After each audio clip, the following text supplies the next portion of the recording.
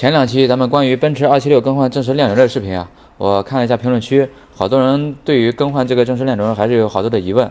我大概总结了一下，一共有2个点。第一个点呢，就是在不拆正时链轮的情况下，如何调整这个信号尺。再一个问题集中点呢，就是在拆下正时链轮的情况下，如何保证这个凸轮轴不跳。这2大问题，咱们先说第一个。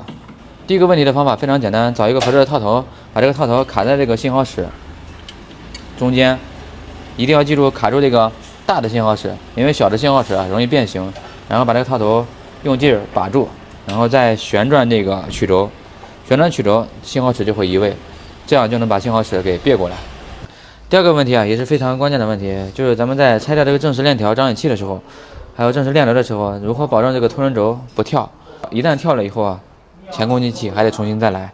解决这个问题的方案一共有2个。第一个呢，就是凭经验，像276这款发动机，根据咱们经验，只要将曲轴这个皮带轮调整到正时的上支点，就是这个正时尺对住这个40度标记的时候，你拆这4个轮，无论拆哪一个，它都不会跳。这个是经验。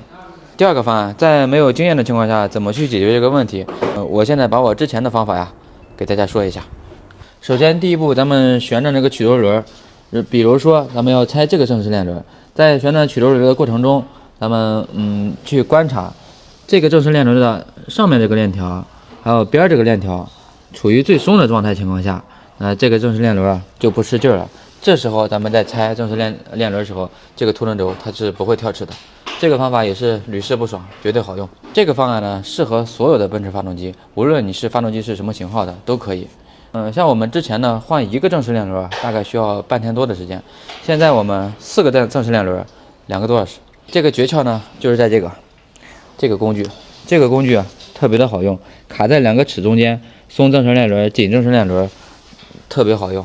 后面的盖也不用拆，也不用去把凸轮轴，这个能省很大的时间。有需要的话可以评论区拍一单。